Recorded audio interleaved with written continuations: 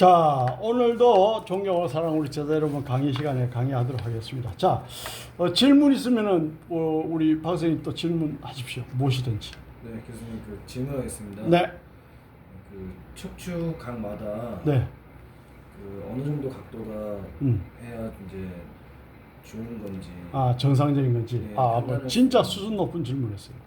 자, 우리가 옛날에 공부할 때 자료를 보면은 참 진짜 빛이 발해 있죠. 이렇게. 그죠? 강스 카이로 테라피는 그냥 탄생된 게 아니고 40년 동안에 이 학문을 공부를 하고 이 학문을 연구를 하고 이 학문을 수십만 명을 관리를 하고 치료를 하면서 임상을 바탕으로 강스 카이로 테라피가 탄생됐단 말이에요.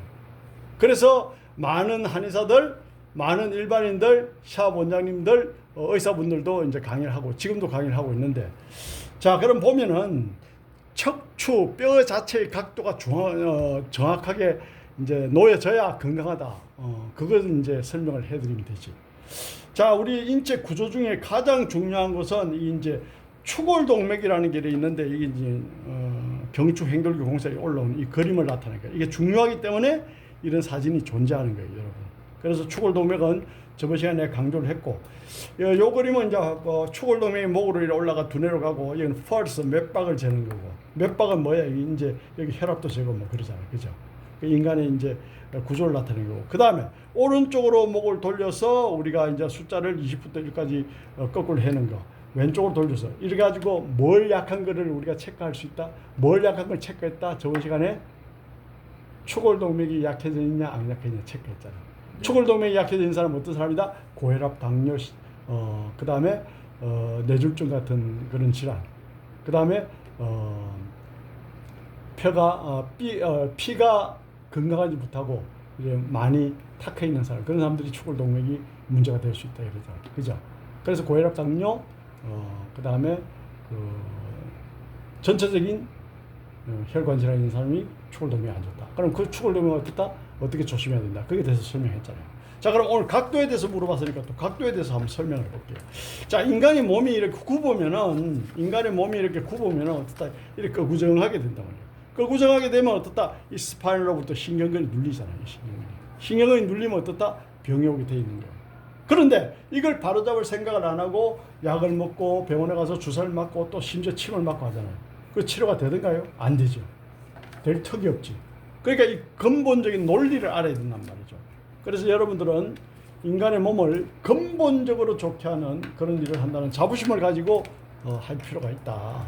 그러면 이 강스 카이로 테라피, 강스 카이로 이게 이제 제가 만든 건데, 강스 카이로 테라피에서는 척추의 각도를 어떻게 보느냐. 자, 먼저 경추 1번하고 2번 사이는 옆에서 보면 이렇게 써 있어요. 1번이 이렇게 있고 2번이 이렇게 댄스 꼭지처럼 나가 이렇게 구성이 됩니다. 그래서 경추 2번, 1번, 2번, 3번, 4번, 5번 여기는 전부 뭐가 있다? 디스크라는 게 존재를 하는데 1번하고 2번 사이는 디스크가 없어요. 2번이 댄스 꼭지처럼 올라와 있고 1번이 이렇게 옆으로 이제 놓여져 있다. 여기는 1번하고 2번 사이는 디스크라는 게 없어요. 추가는 번이 없단 말이에요. 그러면 이렇게 구성이 되어 있단 말이에요. 그럼 경추 1번, 2번, 3, 4, 5 이렇게 내려오는 거라 맞아요. 자, 그러면 이 이야기를 왜 하느냐면 경추 마지막 뼈가 몇 번이에요? 7번이죠. 7번은 어때요? 이렇게 우리가 만곡이 이루어져 있잖아요. 만곡이 이루어져 있으니까 7번이 이렇게 마지막에 내려오겠죠. 그러면은 여기에 각도가 중요한 각도가 있어. 경추 1번, 2번 정중앙에서 똑바로 내려오면은 흉추 7번의 앞부분에 닿아야 정상적이다 이 말이야. 이게 예를 들어서 쭉 줄을 껐을 때 엑스레이 사진을 줄을 껐을 때 이게 여기 온다든지 뒤에 오면 안 된다는 거야. 그러니까 경추 7번의 앞부분에 닿아야 된다. 이게 뭐다? 정상이다 이 말이야. 그러면 경추 1번과 2번과 경추 7번, 그러니까 서비컬 1번과 2번, 서비컬 7번의 각도를 이렇게 설명을 해줄 수가 있죠. 자, 그 다음에 또 여러분들이 각도를 아셔야 되는 게 또 뭐가 있냐면은 강스 카이로 테라피는 또 이걸 중요하게 생각하죠. 자, 럼버 3번, 허리뼈 3번, 럼버 3번, 허리뼈 3번이 이렇게 있어요. 이거는 럼버, 3번. 럼버 3번이 있고, 그 다음에 여기 4번이 있고, 그 다음에 여기 5번이 있겠죠. 그럼 이것도 어떻다? 이제 어떻다? 여러분도 아시다시피 이제 어떻다? 만곡이 이루어져 있잖아요. 그러면 럼버 3, 럼버 4, 럼버 5번 다음에 뭐가 있어요? 뭐가 있어요? 그 밑에? 세크룸, 선추가 있잖아요. 그러면 선추는 어떻다? 옆에서 봤을 때 선추는 이런 식으로 생겼잖아요. 이런 식으로. 이런 식으로 생겼잖아요. 이런 식으로. 그러니까 요 밑에 악식스 꼬리뼈가 있고, 요거 세크룸, 여기는 악식스 꼬리뼈. 자, 그러면 럼버 3번에서 정중앙에서 또 줄을 딱 꺼서 내려오면, 이게 정확하게 꺼서 내려오면은 선추 앞부분에 닿아야 이게 정상적인 척추의 각도다 이 말이에요. 아시겠습니까? 그러면 경추 1번과 2번 사이에서 경추 7번을 어떻게 앞부분 내려와야 되고, 그 다음에 요추 3번에서 선추 앞쪽으로 정확하게 내려와야 이게 정상적인 각도를 유지하고 있다. 그럼 이게 만약에 앞으로 만곡이 많이 이루어졌다. 그럼 어떻다? 여기에 떨어지지 않겠죠, 각도가. 그럼 어떻다? 비정상이다 이 말입니다. 이런 걸 아는 사람이 몇이나 되겠냐고. 알고 있어야 되지. 이해갑니까? 자, 그 다음에 럼버가 이제 옆으로 만곡을 이루고 있잖아요. 이렇게 만곡을 이렇게, 이 만곡은 무슨 역할을 해? 쿠션 역할을 하잖아요. 그럼 마이클 조던이 덩크슛을 하고 툭 떨어지면 어떻다? 쿠션 역할을 하잖아요. 이 럼버. 그럼 럼버 1, 허리 1, 허리 5, 럼버 5. 자, 요거는 각도가 어떻게 되느냐면은, 럼버 1번에서 이렇게 사선을 꺼. 추체 위에. 그 다음에 90도, 이 90도 사선을 쭉 꺼. 이렇게. 요게 90도가 돼야 돼. 그 다음에 럼버 5번에서 사선을 쭉 꺼. 이렇게. 그럼 또 이게 몇 도가 돼야 돼? 이게 정확하게 90도가 돼야 돼. 이게 90도. 아시겠습니까? 그러면 여기 각도가 나오잖아요. 여기 각도가 몇 도가 돼야 된다? 35도에서 40도가 돼야 정상이다 이 말이에요. 35도에서 40도 요 각도가. 그 다음에 럼버 5번 밑에 세크룸 선추가 있잖아. 선추가 이렇게 있잖아. 그럼 요 악식스가 있고. 자, 럼버 5번에서 선추 세크룸.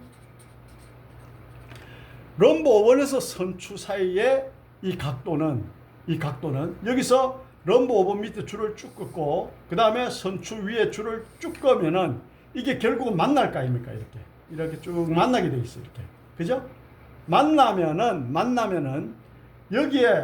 여기에 자 보세요. 럼버 5번과 선추 사이가 이렇게 여기에 줄을 쭉 긋고, 여기에 줄을 쭉 꺼면은, 여기에 줄을 쭉 이렇게 꺼면은 이렇게 만날 거 아닙니까? 만나는 요 각도, 럼버 5번과 선추 사이의 이 각도, 요 각도가 10도에서 몇 도? 15도가 돼야 정상이에요. 요 각도가 10도에서 15도가 돼야 정상이에요. 이거는 선추고, 럼버 5번. 요추 5번과 선추 사이에 추체 밑에 줄을 꺾고 추체 위에 줄을 꺼가지고 요 각도가 10도에서 15도가 되면 정상이다 이 말입니다. 그 다음에 지난 시간에 이제 각도에 대해서 자세히 설명해 달라니까 한 번 더 해드리면, 지난 시간에 스콜리오시스 척추 측만증, 스콜리오시스 척추 측만증 각도에 대해서 이야기했는데, 자, 정상적인 뼈, 틀어지는 뼈.